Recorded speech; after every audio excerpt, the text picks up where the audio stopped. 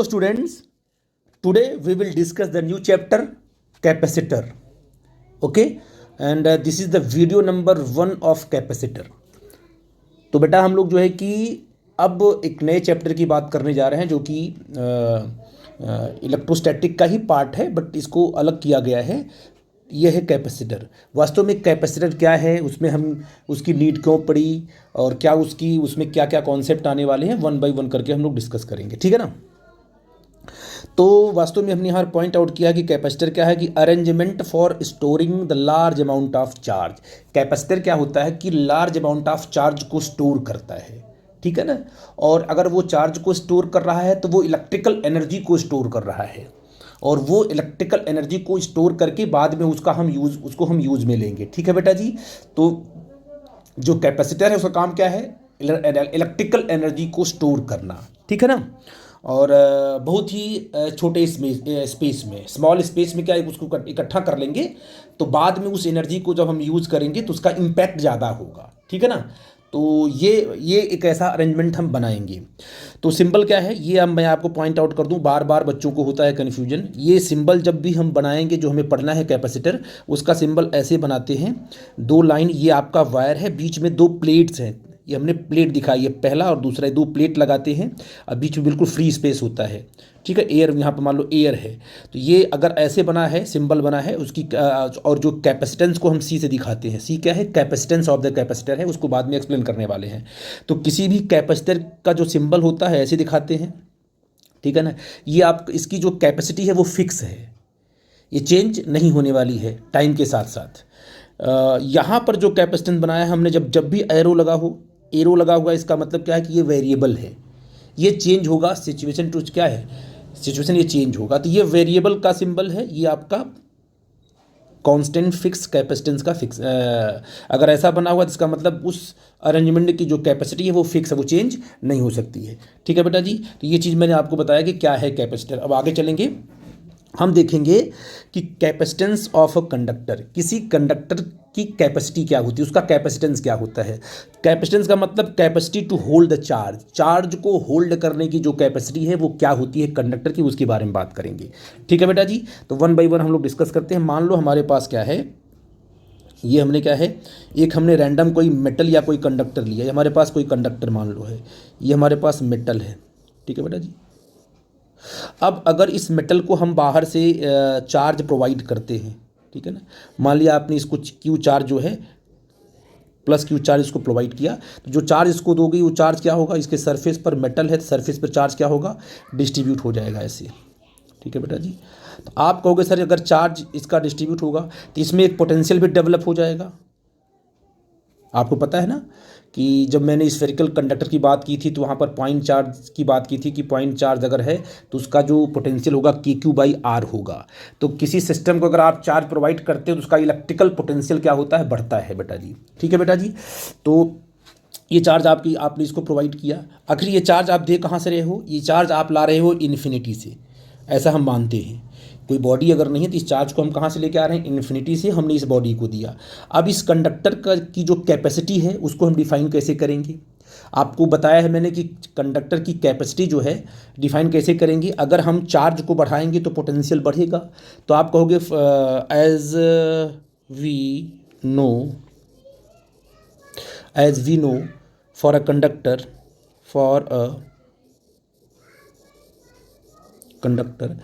अगर हमने चार्ज को बढ़ाया तो हमारा पोटेंशियल उसका बढ़ेगा, कंडक्टर का पोटेंशियल बढ़ेगा। और ये जो दोनों प्रोपोर्शनल हो गए, और इसको क्या करेंगे, इसको दोनों को इक्वेट करने के लिए हमें क्या करना होगा, एक प्रोपोर्शनलिटी कांस्टेंट लाना पड़ेगा C, और ये आपका पोटेंशियल है, ठीक है ना। C क्या है, कैपेसिटेंस ऑफ द कंडक्टर, क्या बोलेंगे C को, C आपका कांस्टेंट है, ये क्या है, कैपेसिटेंस ऑफ द कंडक्टर। ये अब यहाँ से अगर हम C की बात करें कि मैं C कितना होगा, Q=CV होगा, C क्या होगा बेटा जी, यहाँ से आपका जो C होगा वो C होगा Q/V, ये कैपेसिटी ऑफ द कंडक्टर निकल के आ गई। अगर हम Q को इंक्रीज करेंगे, अगर क्या capacity of the conductor Q और V पर डिपेंड करती है? आपको कोई बिल्कुल नहीं करती है। अगर हमने Q को इंक्रीज किया तो उसी रेशियो में क्या होगा, आपका V भी इंक्रीज करेगा और C पर कोई effect, no effect on C, no effect on capacitance of the conductor. ठीक है बेटा जी, ये बड़ा इंपॉर्टेंट था कि ये आपकी कैपेसिटेंस का कैलकुलेशन था कि किसी भी हम बॉडी को जब हम किसी कंडक्टर को हम जब चार्ज प्रोवाइड करते हैं तो चार्ज को के साथ साथ उसका पोटेंशियल भी बढ़ता है। अब ये जो पोटेंशियल वो क्या है, चार्ज क्या है बेटा, चार्ज कहाँ से तोड़ के लाए हो, इन्फिनिटी से लेके आए हो, कंडक्टर को आपने दिया है, तो यहाँ का पोटेंशियल V है और यहाँ का पोटेंशियल होगा 0। तो वास्तव में V क्या चीज़ है, अगर जो हमने यहाँ पर लिखा है C इक्वल टू लिखा हमने Q अपॉन V, V क्या चीज़ है, V is the potential difference. क्या है ये आपका है potential difference between conductor and infinity. तो potential difference between the conductor and infinity, तो कंडक्टर पे क्या पोटेंशियल है, V है, कंडक्टर पोटेंशियल आपका V है, और जो आपका कंडक्टर बॉडी यहाँ पर है, यहाँ का पोटेंशियल आपका V है, और जो इन्फिनिटी वहाँ का 0 है, तो दोनों के बीच का डिफरेंस क्या होगा, V आएगा। तो पोटेंशियल डिफरेंस, और चार्ज कहाँ से तोड़ के लाए हो आप, चार्ज तोड़ के लाए हो इन्फिनिटी से। ठीक है बेटा जी, ये बड़ा इंपॉर्टेंट है और इसको हम लोग पॉइंट आउट कर लेंगे। तो बेटा आपने कहा कि जो हमारा कैपेसिटेंस है उसकी जो यूनिट होती है, SI यूनिट होती है फैरेड, ठीक है ना, और इसका जो डायमेंशनल फार्मूला होगा आपको अपन पता है, Q अपॉन V होगा, चार्ज अपॉन क्या होगा, वोल्ट होगा। तो इसका जो डायमेंशनल फार्मूला आप लिखोगे M-1 L-2 T⁴ A², ये इसका डायमेंशनल फार्मूला हो गया। ठीक है बेटा जी, इसको आप लोग पॉइंट आउट कर लेना। और फैरेड, अब क्या है कि ये चीज़ मैंने पॉइंट आउट कर दी, ठीक है ना, तो ये आपका कैपेसिटेंस ऑफ द कैपेसिटर था। ठीक है, अब हम लोग देखेंगे कि अलग अलग शेप और साइज़ के हम बनाएंगे कैपेसिटर, और हमारी कोशिश ये है कि जो हमारा कैपेसिटर हमारे पास हो उसकी कैपेसिटी मैक्सिमम हो। तो एक ऐसा अरेंजमेंट हम बनाएंगे जिसकी कैपेसिटी मैक्सिमम हो और जो इलेक्ट्रिकल एनर्जी को कन्फाइंड रीजन में स्टोर करे, इकट्ठा करके रखे रहे कि जब हम चाहें तो उसका यूज़ कर सकते हैं। ठीक है बेटा जी, तो उसको मैं आगे 1 बाय 1 करके डिस्कस करूँगा। ठीक है, अब बेटा हम लोग क्या है कि एक नया कॉन्सेप्ट देखने वाले हैं कि कैपेसिटी या capacitance of an isolated conducting sphere. हमारे पास एक कंडक्टिंग स्फीयर है, इसको हमने क्या है चार्ज प्रोवाइड किया, कितना, +Q चार्ज हमने प्रोवाइड किया। ठीक है ना, जैसे ही +Q चार्ज प्रोवाइड करोगे पूरा का पूरा चार्ज सरफेस पे डिस्ट्रीब्यूट हो जाएगा। ठीक है ना, और इलेक्ट्रिक फील्ड चारों तरफ बन जाएगी सराउंडिंग में, और वो जो इलेक्ट्रिक फील्ड होगी वो सरफेस से लेकर, क्योंकि चार्ज सरफेस पर है, सरफेस से लेकर के इन्फिनिटी तक फैल जाएगी। तो जो इलेक्ट्रिक फील्ड है वो R से लेकर के इन्फिनिटी तक आपको दिखाई पड़ेगी, इलेक्ट्रिक फील्ड जो बनी हुई है। और आपको पता है कि इलेक्ट्रिक फील्ड ही इलेक्ट्रिकल एनर्जी कैरी करती है, और स्फीयर के केस में जो इलेक्ट्रिकल एनर्जी, जो इलेक्ट्रिक पोटेंशियल एनर्जी होती है ना स्फीयर की, R रेडियस की है, वो एनर्जी होती है KQ/2R होती है। अब ये एनर्जी जो है सरफेस से लेकर के इन्फिनिटी तक फैल जाएगी। ठीक है ना, तो ये पूरी की पूरी जो एनर्जी है वो R से लेके अप टू इन्फिनिटी तक फैली हुई है। ठीक है ना, इसीलिए हम लोग स्फेरिकल कैपेसिटर का यूज नहीं करते हैं, क्योंकि इसमें जो एनर्जी आपको दिखाई पड़ रही है वो इन्फिनिटी तक फैली हुई होती है। तो जब एनर्जी आपकी फैली हुई है तो वो यूजफुल नहीं होगी। हमको एक ऐसा बनाना है कैपेसिटर जिसमें इलेक्ट्रिकल एनर्जी कन्फाइंड हो, इकट्ठी आपको दिखाई पड़े, तब जाकर क्या है उसका हम प्रॉपर यूज कर पाएंगे। लेकिन इसको हम पढ़ रहे हैं, कोई प्रॉब्लम की बात नहीं है कि इसकी एनर्जी क्या है, अप टू इन्फिनिटी फैली हुई है। तो देखते हैं कि इसकी कैपेसिटी तो इसके पास होगी ही होगी। तो आप कहोगे कि क्या होगा बेटा जी, the potential of sphere due to the supplied charge क्या है, कैपिटल Q। अगर आपने इसको Q चार्ज प्रोवाइड कर दिया तो जो पोटेंशियल इसका बनेगा K⁻Q अपॉन क्या होगा, R होगा। ये इक्वेशन नंबर आपका 1 हो गया। ठीक है बेटा जी, अच्छा अब पोटेंशियल आपका आ गया। आपको पता है कि what is the formula of capacitance of the conductor. तो कैपेसिटेंस ऑफ दिस स्फीयर क्या डिफाइंड होगा, तो बेटा देखो क्या होगा, आप कहोगे C इक्वल टू क्या होता है, Q अपॉन V। ठीक है बेटा जी, चार्ज कितना दिया आपने, Q चार्ज दिया, V क्या है स्फीयर का, K Q upon R। Q से Q आपका कट गया, ये कितना आ गया, R अपॉन K आ गया, और R अपॉन K की वैल्यू क्या है, 1/4 पाई एप्सिलॉन नॉट। ये आ जाएगा आपका 4 pi epsilon naught into R। तो जो कैपेसिटेंस जो आपकी स्फीयर, जो कंडक्टिंग स्फीयर, उसका जो उसका कैपेसिटेंस आया C equal to 4 pi epsilon naught into R। ये फार्मूला तब के लिए है जब आपका कैपेसिटर कहाँ रखा है, एयर में रखा हुआ है, क्योंकि एयर की जो परमिटिविटी होती है वो होती है एप्सिलॉन नॉट होती है। किसी और मीडियम में होगा तो आपका वो फार्मूला आ जाएगा, रिलेटिव परमिटिविटी वाला फार्मूला आ जाएगा। ठीक है बेटा जी, अभी ये एयर में हम लोग रख करके कैलकुलेट कर रहे हैं। ठीक है, तो ये अब किस में होगा, इन फैरेड में। कितना होगा, इन फैरेड। ठीक है ना। तो आपने कहा कि सर कंडक्टिंग स्फीयर है तो उसकी हमने कैपेसिटी का फार्मूला निकाल लिया। अब बताइए, हम चाहते हैं कि हमारे नेचर में एक ऐसा हम स्फीयर बनाएं जिसकी कैपेसिटी सबसे ज़्यादा हो। तो हमारे नेचर में हमको हमारी जो अर्थ है ना, हमारी जो अर्थ है, तो बेटा यहाँ आप देख रहे हो फॉर्मूले में कि अगर किसी भी आइसोलेटेड कंडक्टिंग स्फीयर का आर बड़ा होगा तो उसकी कैपेसिटी बड़ा होगी। ठीक है ना। तो देखते हैं बेटा जी कि एक ऐसा स्फीयर लेते हैं जिसका आर सबसे ज़्यादा हो। हमारे नेचर में क्या है, हमारे पास हमारी अर्थ है। अर्थ से बड़ा कोई स्फीयर तो है नहीं, अर्थ हमारा कंडक्टर, अर्थ हमारी कंडक्टर भी है। ठीक है ना। उसकी रेडियस कितनी, अब उसको करते हैं calculate, what is the capacitance of the earth क्या होगी। तो उसको हम करते हैं कैपेसिटेंस ऑफ द अर्थ, हमने कैलकुलेट किया तो आर इक्वल टू कितना होता है, 6400 किलोमीटर अर्थ की रेडियस होती है।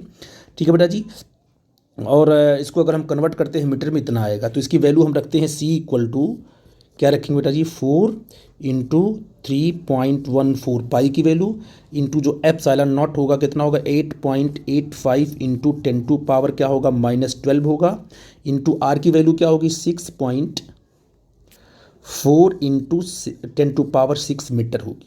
अब इसको अगर आपने कैलकुलेट किया तो जो कैपेसिटेंस ऑफ अर्थ मिला आपको, है ना, वो कितना मिला, 0.000 है ना बेटा जी, 0.0711 फैरेड।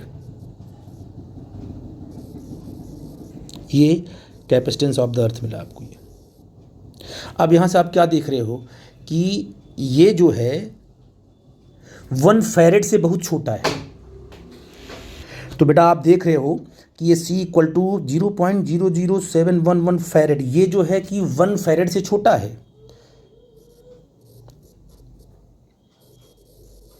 इसका मतलब अगर हमारे पास अर्थ के बराबर का कंडक्टर है, ये कंडक्टिंग स्फीयर है, तो उसका क्या अर्थ, उसका भी जो कैपेसिटेंस है, उसकी जो कैपेसिटी है वो 1 फैरेड नहीं है। मतलब 1 farad is the biggest unit. ये क्या है, ये बिगेस्ट यूनिट आपकी है। मतलब आप कह सकते हो कि हमारे पास कोई ऐसा प्रैक्टिकल कोई ऐसा नहीं बना सकते हम कैपेसिटर जिसकी कैपेसिटी 1 फैरेड हो। ठीक है बेटा जी, इसीलिए हम जो क्या बोलते हैं कि जब हम लोग न्यूमेरिकल सॉल्व करते हैं तो फैरेड को कन्वर्ट करते हैं और हम कहते हैं कि जैसे आपने कन्वर्जन देखा होगा कि 1 micro farad equal to 10 to power -6 farad होगा, है ना। उसको माइक्रो में कन्वर्ट करेंगे। इसके बाद आप देखोगे 1 पीको फैरेड इक्वल टू क्या होगा, 1 पीको फैरेड इक्वल टू क्या होगा, 10 टू पावर -9 फैरेड होगा। और सॉरी 10 टू पावर 9 नहीं होता है, 1 पीको फैरेड आपका होगा 10 टू पावर -12 फैरेड होगा, और 1 नैनो फैरेड जो आपका होगा वो होगा 10 टू पावर -9 फैरेड। इसको आप लोग कन्वर्जन को याद रखिए, कोई भी जब भी न्यूमेरिकल करेंगे ये बार बार आपको रखना पड़ेगा। ठीक है बेटा जी, तो इस तरीके से चीज़ों को आप लेके चलोगे कि किस प्रकार से हमने फैरेड को माइक्रो फैरेड में कन्वर्ट करना है, या ऐसे बोल सकते हो आप लोग कि 1 farad equal to 10 to power 6 micro farad, है ना, या 1 farad equal to 10 to power 9 nano farad, या 1 farad equal to 10 to power क्या होगा बेटा जी, -12 नहीं +12 पीको फैरेड। तो ये भी फार्मूला फेरेड के हिसाब से आप लोग याद रख सकते हो, ये आपके लिए इंपॉर्टेंट है।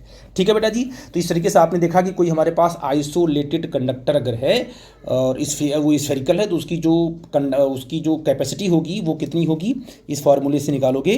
क्या है फार्मूला आपका 4πε0 × r। ठीक है बेटा जी। अगर कोई बेटा बोल दे आपके यहीं से कि मतलब आपका एयर नहीं है, कोई दूसरा मीडियम है, तो अगर इन मीडियम क्या होगा, C = क्या होगा 4πε0m होगा इंटू r आएगा, है ना। और अगर मीडियम की रिलेटिव परमिटिविटी आपको r दी गई है, ठीक बेटा जी, तो मीडियम की जो परमिटिविटी कैसे डिफाइन करते हैं, एप्सिलॉन r × ε0, ये मैंने बताया है। तो यहाँ रख सकते हो C = क्या होगा 4πε0 × εr × कैपिटल R। तो ये जो फार्मूला मैं आपको बता रहा हूँ, ये फार्मूला क्या है कि जब आपका कैपेसिटर, जब आपकी बॉडी किसी मीडियम में रखी गई हो जिस मीडियम की रिलेटिव परमिटिविटी आपकी क्या है, एप्सिलॉन r है, तब के लिए। अदरवाइज वैक्यूम में है तो ये फार्मूला अप्लीकेबल होगा। आई थिंक मेरी बात आप समझ पाए। अब हम लोग बेटा अगले कॉन्सेप्ट पे चलेंगे, उसको देखते हैं।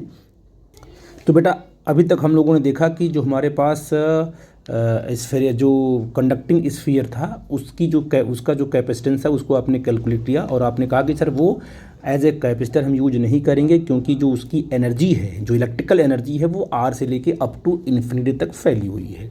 तो हमने सोचना शुरू किया कि किस तरीके से हम जो कैपेसिटर का अरेंजमेंट करें। ठीक है बेटा जी। और हम चाहते हैं कि कैपेसिटर की जो कैपेसिटी जो है वो मैक्सिमम हो, ठीक है ना। तो उसके लिए हम लोग, आपको पता है कि चार्ज, उसको अगर कोई आपके पास कंडक्टर है उसको अगर हम चार्ज प्रोवाइड करते हैं तो क्या होगा, जब उसको हमने चार्ज दिया तो उसका पोटेंशियल बढ़ जाएगा, और चार्ज दिया पोटेंशियल बढ़ जाएगा। ठीक है ना। पोटेंशियल बढ़ते बढ़ते एक समय ऐसा आ जाएगा कि अब हम कंडक्टर को चार्ज प्रोवाइड नहीं कर पाएंगे। ठीक है ना, क्योंकि एक टाइम ऐसा आ जाएगा उसकी कैपेसिटी फुल हो जाएगी, अब चार्ज प्रोवाइड नहीं कर पाएंगे। तो हम चाहते हैं, क्योंकि ये जो पोटेंशियल कंटिन्यू बढ़ रहा है, यही पोटेंशियल प्रॉब्लम क्रिएट कर रहा है चार्ज को आने में। ठीक है ना। किसी तरीके से अगर हम कंडक्टर के पोटेंशियल को कम कर सकें, ठीक है ना, पोटेंशियल अगर हम कम कर सकते हैं, आपकी जो कैपेसिटी का फार्मूला है C = क्या है Q/V। तो अगर चार्ज को आपने फिक्स रखा है और किसी तरीके से जो कंडक्टर के पोटेंशियल को आपने क्या कर दिया, कम कर दिया, तो C बढ़ जाएगा। तो हमारा एम है कि पोटेंशियल को मिनिमम रखना, जिससे कि हमारी कैपेसिटी क्या है, बढ़ के हमको मिले। कैसे करेंगे उसको हम लोग पॉइंट आउट कर लेते हैं। जैसे मान लो ये आपके पास कंडक्टर था, है ना। इसको आपने बाहर से क्या है, चार्ज प्रोवाइड किया, +Q चार्ज आपने प्रोवाइड किया। तो ये +Q चार्ज आपको यहाँ पर मिल गया। एक मिनट, थोड़ा सा हम डायग्राम को सही कर लें। ये आपके पास, मान लो आपके पास कोई कंडक्टर था, इसको आपने बाहर से चार्ज प्रोवाइड किया ऐसे, ये +Q चार्ज इसको दिया आपने, पॉजिटिव चार्ज इसके क्या होगा, इसके सरफेस पे ऐसे डिस्ट्रीब्यूट हो गया। ठीक है बेटा जी। अब इसका रेडियस कितना लिया था आपने, R लिया था, ठीक है। इसका पोटेंशियल आपने V ले लिया, नो प्रॉब्लम, कोई दिक्कत की बात तो है नहीं बेटा जी। अब क्या होगा कि आपने इसका अपना C है, तो C क्या होगा, कैपेसिटेंस क्या होगा, Q/V होगा, आपने पॉइंट आउट कर लिया। ठीक है ना। अब आपने क्या किया, अब एक Q आपने ऐसे इसको छोड़ दिया, Q/V से इसकी कैपेसिटी डिफाइन हो गई। Q आपका ज्यों का त्यों इस पर पड़ा हुआ है। अब आपने क्या किया, बाहर से एक आप जो है कंडक्टर लेके आए, एक मेटल लेके आप बाहर से आए, ये मेटल लेके आए। ये आपका मेटल है लेकिन ये न्यूट्रल है, ये आपका मेटल है और ये कैसा है बेटा जी, ये न्यूट्रल है ना, ये न्यूट्रल है। तो जब आप न्यूट्रल है तो इसमें फ्री इलेक्ट्रॉन्स होंगे। तो जैसे ही इसके पास लेके आओगे आप, तो इसमें क्या होगा, all the electrons resides left side and positive charge कहाँ हो जाएंगे, बोलिए, राइट साइड हो जाएंगे ऐसे। ठीक है ना। अब ये इंड्यूस चार्जेज हो गए, है ना इसके। अब बताओ, मान लो अगर आपने कोई पॉइंट डिसाइड किया ऐसे, मान लो आपने कहा कि भाई इस पॉइंट का जो पोटेंशियल कितना था, V था। यहाँ पर जब ये नहीं था, ये वाला पार्ट को हटा दिया हमने, तो मान लीजिए इस वाले पॉइंट का पोटेंशियल V था और चार्ज कितना Q दिया था आपने, तो C = Q/V लिख दिया, कोई प्रॉब्लम की बात नहीं है। अब इसके आने से क्या हुआ उसको हम देख लेते हैं। अब इस न्यूट्रल मेटल के आने से क्या हुआ, इसमें इंडक्शन हुआ। और आपको पता है कि ये जो पॉइंट आपने कंसीडर किया, मान लो ये A पॉइंट है, ये पॉइंट पर जितने भी इसके चारों तरफ चार्जेज होंगे, सब के सब यहाँ पर क्या बनाएंगे, पोटेंशियल बनाएंगे। तो ये तो इसका एक तो इसका अपना पोटेंशियल यहाँ पर होगा, V पोटेंशियल होगा जो इसका अपना है, तो क्या ये इंड्यूस चार्ज भी इस पॉइंट ए पर पोटेंशियल बनाएगा? आपको सर बिल्कुल बनाएगा। अब कितना बनाएगा? उसको मान लिया कि उसने बनाया था -VI, ये बनाया था निगेटिव वाले ने। किसने बनाया था? क्योंकि निगेटिव चार्ज क्या बनाएगा पोटेंशियल ये पॉइंट पर? -VI। क्या ये पॉजिटिव चार्ज भी यहाँ पर ए पॉइंट पर बनाएगा पोटेंशियल? यस, क्योंकि चार्ज अगर होगा तो बनाएगा पोटेंशियल। उसने बनाया +VI पोटेंशियल बनाया। ठीक है बेटा जी, कोई दिक्कत की बात तो नहीं है ना? अच्छा, नहीं इसको ऐसे कर लो तो आपको समझ में आएगी बात। ये जो आपका है ये VI का मतलब potential due to induce charges. VI का मतलब क्या हुआ? Potential due to induce charges. VI इसको माइनस कर लो ऐसे कि नेगेटिव चार्ज ने क्या पर पोटेंशियल बनाया? VI माइनस, और ये जो पॉजिटिव इंड्यूस चार्ज उसने क्या बनाया? VI प्लस इस पॉइंट पर। तो बताइए ए पॉइंट पर पोटेंशियल कितना आएगा? Net potential.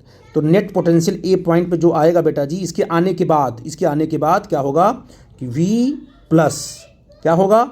V प्लस होगा आपका VI प्लस, कि जो पॉजिटिव चार्ज ने जो पोटेंशियल ए पर बनाया उसको, और जो नेगेटिव ने कितना बनाया? VI माइनस, तो वो माइनस होगा VI माइनस, क्योंकि निगेटिव जब भी बनाएगा पोटेंशियल वो माइनस बनाएगा। ये सिर्फ नोटेशन है। VI माइनस इस क्या है? Potential at point A due to the negative induce charge. ठीक है बेटा जी, ये आपका V नेट आ गया इस चार्ज का, इस स्फीयर का, इसके आने के बाद। अब बताओ बेटा जी क्या है कि अब बताओ ये जो आपका VI प्लस है और ये जो VI माइनस है, इन दोनों में बड़ा कौन है? क्योंकि नेगेटिव चार्ज पॉइंट ए के नज़दीक है इसलिए नेगेटिव की वैल्यू ज़्यादा होगी। पॉजिटिव चार्ज ए पॉइंट से दूर है इसलिए उसकी वैल्यू कम होगी। तो इन दोनों में क्या होगा देखा जाए तो VI जो माइनस होगा वो बड़ा होगा VI प्लस से। ठीक है बेटा जी, इसका मतलब इसको जब कैलकुलेट करोगे तो यहाँ जो वैल्यू आपको मिलेगी वो निगेटिव में मिलेगी। वो क्या मिलेगी? निगेटिव में, क्योंकि ये वाला टर्म बड़ा है और ये वाला टर्म छोटा है। तो जब भी यहाँ पर कोई वैल्यू मिलेगी निगेटिव मिलेगी। जब निगेटिव में मिलेगी तो जो यहाँ पर V आएगा, जो यहाँ पर आएगा रिजल्ट आएगा V नेट, वो हमेशा V से छोटा होगा, क्योंकि V से ये जो आपका पोटेंशियल V है इसमें से कुछ माइनस करने के बाद ही आपको V नेट मिल रहा है। तो इसका मतलब ये हुआ कि जो आपका V नेट होगा वो जो है पहले वाले पोटेंशियल से छोटा होगा। ये मैं कहना चाहता था, ये क्योंकि इस V में से कुछ माइनस करने के बाद ही आपको V नेट मिल रहा है। इसका मतलब अब जो इसका नया पोटेंशियल कैपेसिटेंस बनेगा C इक्वल टू क्या बनेगा? चार्ज तो आपका वही है, लेकिन इस न्यूट्रल कंडक्टर के आने के बाद इस स्फीयर का अपना जो पोटेंशियल क्या हुआ? बदला, चेंज हुआ। तो कितना हो गया तुम्हारा? V नेट हो जाएगा यहाँ पर। और आपको पता है कि दोनों में बड़ा कौन है? V बड़ा है और V नेट क्या है? छोटा है। तो मतलब आपने क्या किया, जैसे ही न्यूट्रल कंडक्टर जो है कि स्फीयर के पास आया, उसने क्या किया? पोटेंशियल को कम कर दिया। पोटेंशियल के कम होते ही कैपेसिटेंस क्या हो जाएगा? बढ़ जाएगा। मतलब जो C डैश है वो बड़ा होगा C से। देखो आपने कैपेसिटी बढ़ा दी, आपने चार्ज वही का वही रखा है, +Q ही रखा है, लेकिन एक न्यूट्रल कंडक्टर ला करके इंडक्शन कराया। नेगेटिव चार्ज जो है नज़दीक आ जाएगा, उसका इम्पैक्ट बढ़ जाएगा। तो निगेटिव पोटेंशियल की वजह से नेट पोटेंशियल कम हो जाएगा और सिस्टम की कैपेसिटी बढ़ जाएगी। ठीक है बेटा जी, तो इसका मतलब ये जो नेगेटिव चार्ज है वो इसके पोटेंशियल को कम कर रहा है, और ये पॉजिटिव चार्ज है इसके पोटेंशियल को बढ़ा रहा है। वो अलग बात है कि कम करने वाली कैपेसिटी ज़्यादा है। ठीक है बेटा जी, तो अगर ये तो बात हो गई कि चलो भाई इसका इफेक्ट ज़्यादा था इसलिए आपका पोटेंशियल कम हो गया और कैपेसिटेंस भी आपका कम हो गया। ये अगर पॉजिटिव चार्ज किसी तरीके से आप हटा दो, क्योंकि ये पॉजिटिव चार्ज जो है इसके पोटेंशियल को बढ़ा रहा है, इसको किसी तरीके से हटा दो तो इसका जो पोटेंशियल आ रहा और घट जाएगा, जो नेट पोटेंशियल और घट जाएगा। क्योंकि नेट पोटेंशियल क्या है? इसका मतलब इसका अपना और निगेटिव वाले का और सबका सम किया था आपने। तो ये जो पॉजिटिव वाला जो सम हो रहा है ये क्या कर रहा है? पोटेंशियल को बढ़ा रहा है। इसको अगर हटा दोगे तो नेट पोटेंशियल और कम हो जाएगा। इसको हटाने का तरीका क्या है कि क्या करेंगे? इसको हम अर्थ कर देंगे। अर्थ करते ही अर्थ से इलेक्ट्रॉन निकल के आएंगे और इसको न्यूट्रलाइज कर देंगे और ये पूरा का पूरा पॉजिटिव चार्ज हट जाएगा, सिर्फ निगेटिव बचेगा। तो नेट पोटेंशियल क्या होगा? नेट पोटेंशियल आपका होगा V नेट इक्वल टू होगा V माइनस VI माइनस। ये पोटेंशियल और कम हो गया। क्योंकि जो बढ़ाने वाला टर्म था ना फैक्टर वो तो निकल गया, ये और कम हो जाएगा तो कैपेसिटी और बढ़ जाएगी। तो अरेंजमेंट हम ऐसे ही करते हैं। आई थिंक मेरी बात आप समझ पाए। तो लास्ट में क्या आएगा, लास्ट में आप देखोगे हमारा कैपेसिटर ये आपका पॉजिटिव चार्ज वाला प्लस क्यू वाला था, ये आपका न्यूट्रल कंडक्टर था। जब आपने यहाँ पे पॉजिटिव चार्ज को यहाँ पे न्यूट्रलाइज करा दिया अर्थिंग करके, तो आप देखोगे सारा का सारा नेगेटिव चार्ज यहाँ बचेगा, ऐसे ये नेगेटिव चार्ज बचेगा। अच्छा, ये नेगेटिव चार्ज क्या करेगा, जो इस पर फैला हुआ पॉजिटिव चार्ज उसको अपनी तरफ करेगा अट्रैक्ट, तो all the positive charge are resides toward the left side. अब देखो ये पॉजिटिव चार्ज कहाँ आ गया, लेफ्ट में, ये आ गया राइट में, और ये सबसे बेस्ट कैपेसिटर बना आपका।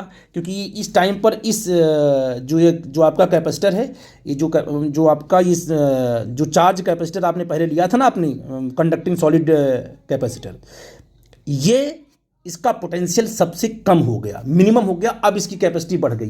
तो ये सबसे बेहतरीन अरेंजमेंट आपने देखा। आई थिंक मेरी बात आप समझ पाए। ठीक है बेटा जी, इस तरीके से हम लोग अरेंजमेंट करते हैं। अब हमने क्या किया, एक तरीका हमने और अप्लाई किया कि हम किसी तरीके से क्या है इसके शेप और साइज को चेंज करें और भी कैपेसिटी बढ़े। तो हमने लिया पैरेलल प्लेट कैपेसिटर। अब इस स्फेरिकल को छोड़ करके हमने क्या कर दिया, ले लिया पैरेलल प्लेट कैपेसिटर। हमने प्लेट लिया, ऐसे प्लेट की एरिया ज़्यादा होगी ना, ये हमने प्लेट लिया ऐसे, यहाँ भी हमने दूसरा प्लेट लिया ऐसे, ठीक है ना, कंडक्टिंग प्लेट लिया ऐसे, ऐसे लिया होगा ये, और यहाँ इसको हमने पॉजिटिव चार्ज दिया होगा, तो पॉजिटिव चार्ज क्या होगा, यहाँ पर डिस्ट्रीब्यूट हो गए होंगे ऐसे, ये पॉजिटिव चार्ज यहाँ आ जाएंगे ऐसे, है ना। और इसके बाद क्या है कि यहाँ पर जब न्यूट्रल नेगेटिव आप लेके आके अर्थिंग किए होगे आप, है ना, ऐसे लेके आप, ये आपका चार्ज ऐसे बनाइए, ठीक है ना, ऐसे प्लेट ऐसे बना आपका। तो आपने कहा कि सर इस तरीके से क्या है आपका, इस पे क्या आ जाएगा, नेगेटिव चार्ज आ जाएगा, है ना, और जो पॉजिटिव रहा होगा वो कहाँ चला गया होगा, अर्थ में। ठीक है बेटा जी, तो इस तरीके से आपने कहा कि हमारे पास सबसे बेस्ट अरेंजमेंट क्या है, पर इसकी एरिया ज़्यादा है, क्या है इसकी एरिया ज़्यादा है। और देखो हमने क्या किया, अर्थिंग भी करके हमने अरेंजमेंट को बना दिया। अब यहाँ पर जो सिस्टम की जो कैपेसिटी होगी वो मैक्सिमम होगी। इसे बोलते हैं पैरेलल प्लेट कैपेसिटर। क्या बोलते हैं बेटा जी, पैरेलल प्लेट कैपेसिटर। तो हम इसको कैसे बनाएंगे उसको देखते हैं हम लोग, हम इसका अरेंजमेंट कैसे बनाए आप देख लिए। तो जब आपने क्या किया, आपने ऐसे ही किया होगा, आपने कहा हमारे पास एक कंडक्टर रहा होगा, ठीक है बेटा जी, इस कंडक्टर को हमने क्या है यहाँ पर ऐसे, ये प्लेट हमारी है, इसको हमने प्लस क्यू चार्ज इसको दिया होगा, ठीक है ना, ये चार्ज इस पर क्या हो गया, डिस्ट्रीब्यूट हो गया होगा। इसके बाद जो है कि हमने दूसरा प्लेट मेटल लाया होगा ऐसे, है ना, और ये भी आपका न्यूट्रल मेटल आपका ऐसे, ये आपका न्यूट्रल मेटल है। अब इस न्यूट्रल मेटल में क्या हुआ होगा बेटा जी, अब इस न्यूट्रल मेटल में क्या हुआ होगा कि यहाँ पर नेगेटिव चार्ज इंड्यूस हो गए होंगे, पॉजिटिव चार्ज इधर आ गए होंगे। अब हमने अर्थिंग कर देंगे हम, तो अर्थिंग से क्या होगा, वो सब के सब चले आएंगे, तो ये अर्थ में चले आएंगे। तो ये जो पॉजिटिव चार्ज होगा वो क्या होगा, बिल्कुल अंदर जाके रिसाइड्स हो जाएगा ऐसे, all the positive charge are reside inner side plate, यहाँ नेगेटिव चार्ज हो जाएगा इस तरीके से।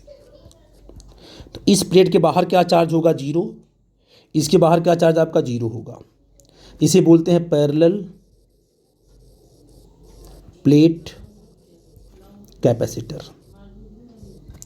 ये बड़ा इंपॉर्टेंट है, इसे बोलते हैं यही पढ़ना हमको है, मेन हमारा कॉन्सेप्ट यही पढ़ना है। और 2-3 होते हैं, स्फेरिकल है और सिलिंड्रिकल है, वो सिर्फ फार्मूले आपको देखने हैं बस। लेकिन जो मेन आपके टॉपिक में पढ़ना है, ये पैरेलल प्लेट कैपेसिटर पढ़ना है, अरेंजमेंट है। हमने प्लेट ऐसे ले लिया, इसलिए लेना कि एरिया बड़ी होगी, चार्ज को अधिक स्टोर करेगा वो। ठीक है बेटा जी, ये कॉन्सेप्ट है। ठीक है बेटा, कोई डाउट होगा डिस्कस करना। अब देखो इसको मैं आगे कैसे बढ़ाता हूँ, ठीक है।